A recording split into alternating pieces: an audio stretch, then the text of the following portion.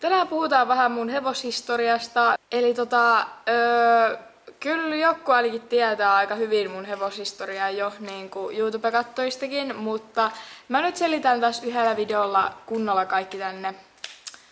Eli kaikki alkoi siis, olikohan nyt 6 vuotta sitten, kun mä sain oman ponin. Ja joo, se meni aika hienosti. Siis ei ihan silleen mitä niinku yleensä menee niinku, hevosharrastuksen aloittaminen, enkä suosittele millään lailla tätä aloitusta kyllä kellekään, ihan vaan hevosta ja itteekin ajatellen. Mutta siis meillä ei ollut mitään hevoskokemusta, niin meille tuli vaan niinku sellainen setalaalipori ori, joka oli 1-vuotias varsa. Ja sen nimi oli Juntti Antti. Ja mä oon edelleenkin yhteydessä yhteen tyyppiin, joka sen nyt omistaa, ja mulla on ihan jäätävä ikävä Antti, ja se ei siis tosissaan enää meillä oo. Joo, hyvä ensiponi, 1-vuotias ori varsa. Ja yleensä settikset osaa olla vielä vähän jukureita. Niin kyllähän siinä Antti potkikin mua ihan hirveästi, puri mua, kaikkea mahdollista. Mutta jossain vaiheessa itse asiassa mä pelkäsinkin hevosia ihan vain Antin takia. Mä olin 10-vuotias varmaan muistaakseni, jos siitä oli 6 vuotta on aika lailla aikaa. Niin tuli siinä kesän alussa meille sitten se Antti. Siis kun meillä on niinku lampaita, niin sitten iskä oli silleen, että oisko vielä joku eläin niinku kiva. Sitten se oli silleen, että oisko poni kiva. Sitten mä olin silleen, ja sitten löydettiin alle tonnilla tällainen junttiponi. Ja ei tosissaan sitten niinku sillä pystyy ratsastamaan vielä pitkään aikaa tietenkään, koska se oli varsa. Mutta sitten 3-vuotiaana alettiin sitä ainakin niinku totuttaa selkeää tälleen jo vähän. Ja siinä välissä mä kävin justiin tunneilla. Ja mulla ei ole oikeastaan mitään muuta muistikuvaa niistä tunneista kuin se, että mun koira ääntelee tuolla koko ajan. Mut siis se, että mä menin sellaisella Shetlandin ponilla, joka oli ylienerginen. Ja sit mä muistan sen, että aina kun mä yritin keventää, niin sit mulla kuului just niinku sellainen pauke joka kerta, kun mä laskeuduin siihen satulaan.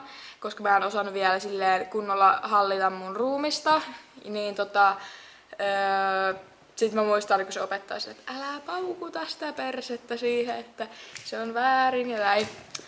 Eli tosi hyvät muistot kyllä niistä tunneista. Mitään muuta mä en oikeasti muista. En mitään muuta. Mut mä maksoin ite ne tunnit, joten mä en voinut niinku käydä kovin usein.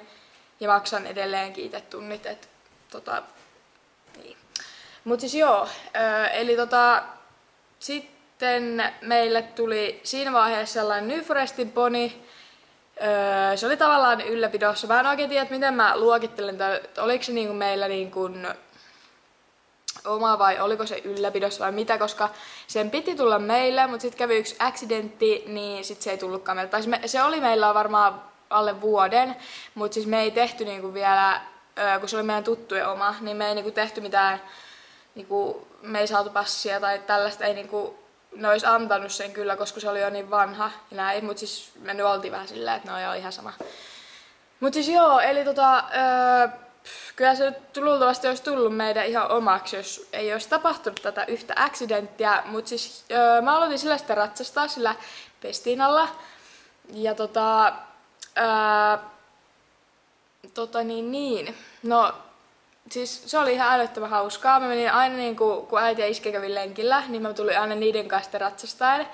Ja siitä mä muistan tosi hyvin sen, kun mä laukkasin Pestinalla ihan meidän tässä niin kodin lähellä, tuolla on sellainen pikku maasto, niin mä muistan sen, kun se säikähti sit siellä jotain, se lähti aika kovaa laukkaa, niin sitten oli ihan silleen sos, mut sitten mun mielestä olikin ihan kivaa laukata, niin sitten mä aloitin silleen jo laukkaamaan ja kaikkea aina maastossa, se oli mulle iso askel, niin kuin omatoimisesti mennä silleen, ja sitten yhtenä kertana maastossa meillä on tuossa jyrkkä ylämäki. Mä olin menossa sitä. Iskä talutti Anttia siellä takana ja sitten äiti talutti vähän edempänä meidän edellistä koiraa Hupua. Niin sitten kun Pesti sai jonkun ihan ihmen niinku kohtauksen, niin se pukitteli siinä niinku kaikkea ja sitten se lähti niinku ihan kiitolaukkaa eteenpäin. Ja mä olin niinku ihan shokissa. Mä menetin niinku mun tajunnan tavallaan. Mä en enää tajunnut yhtään mitään, mulla ei ole mitään muistikuvaa. Mä en silloinkaan tajunnut mitä oli tapahtunut. Mä vaan muistan sen, kun mä katsoin iskää ihan sillä hädistyneenä, mutta mä en niinku muista mitään muuta siitä. Ja sit mä olen tippunut siihen johonkin matkan varrelle ja mä sain sit ajotärähdyksen. Ja mulle tuli siitä sitten noin puolen vuoden ratsastuskammo.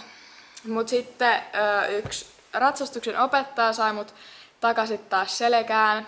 Ja mä kävin Saarijärvellä muun muassa, kävin sit yhdellä tallilla, niin sellaisella Aksu-nimisellä arabiristeytyksellä. Mä sit menin siellä, se oli sellainen yberlaiska, niin se oli tosi hyvä silleen ekaksi. Ja meille tuli siinä vaiheessa yksi lämminverinen, niin se ratsastuksen opettaja sieltä Saarijärveltä tuli myös niin meille kotiin, koska sekin oli sillä meidän tuttu, niin tuli meille kotiin sit niin joskus aina silleen niin tavallaan pitää tuntea, mutta meillä ei ollut silloin kenttää, että me oltiin ihan vaan niin tiellä ja tälleen. Sitten siinä on ollut välissä kaikenlaisia hevosia ja näin.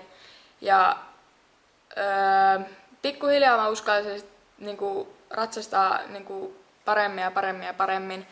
Ja niinku sai sen pelon voitettua. Ja sit tapahtui mullistava asia, eli varmaan kuukauden kinusin, kun mä näin Pinokkiosta myynti-ilmoituksen, mä katsoin, että ihana poni, ja sit siinä on niinku otsikkona just, että lasten opetusmestari, ja se oli aivan ihana poni, niin mä ihastuin siihen niin jäätävän paljon, niin mä niinku iskä ei suostunut sitä niinku ostamaan,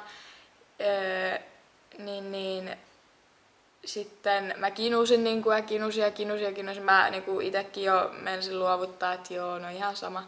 Mut mä oon tosi kova tahtoinen ja mä oikeesti niinku aika on ihan kieltämättä ihan hyvä neuvotteleva asioista. Loppujen lopuksi sit saatiinkin se Pinokkio ja sit mun elämä muuttui aika lailla niinku ratsastuksen suhteen.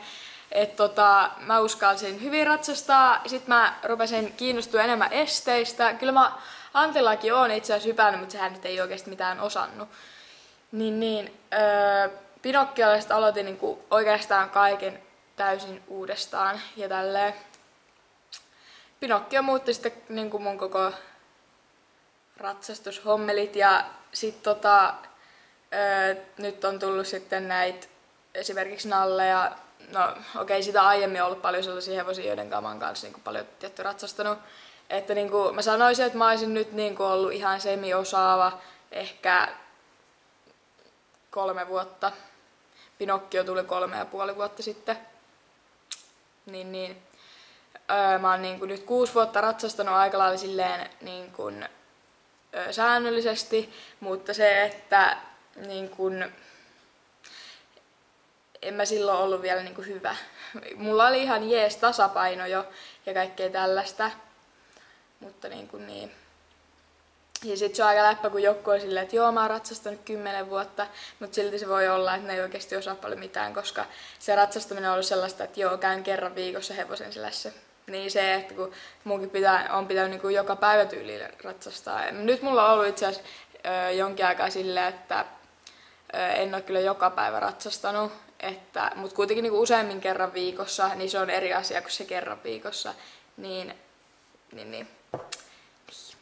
Mutta niinku silleen tosi aktiivisesti on nyt 3 vuotta silleen semi-hyvänä ratsastanut. En nyt sano, että mä oon mikään hyvä ratsastaja, mutta mä oon enemmän sellainen ilmanvarusteita päästelijä ja sellainen länkkärityyppinen. Ja niin kun, mua ei oikein kiinnosta mikään kouluta tällainen, että esteet, maastoesteet, maastoilu muutenkin, lännenratsastus, ilmanvarusteita ratsastaminen, ne on niinku se mun juttu. Mutta nyt kun mä menen tuonne Alajärvelle, niin siellä mä saan sitten oikeasti alkaa kehittyä enemmän. Mutta silloinkin mä kyllä varmaan enemmän haluan estetunteja. Mut joo, tällä nyt vähän mun hevoshistoriaa ja laittakaa peukut pystyyn, nähdään seuraavan videon parissa. Moikka!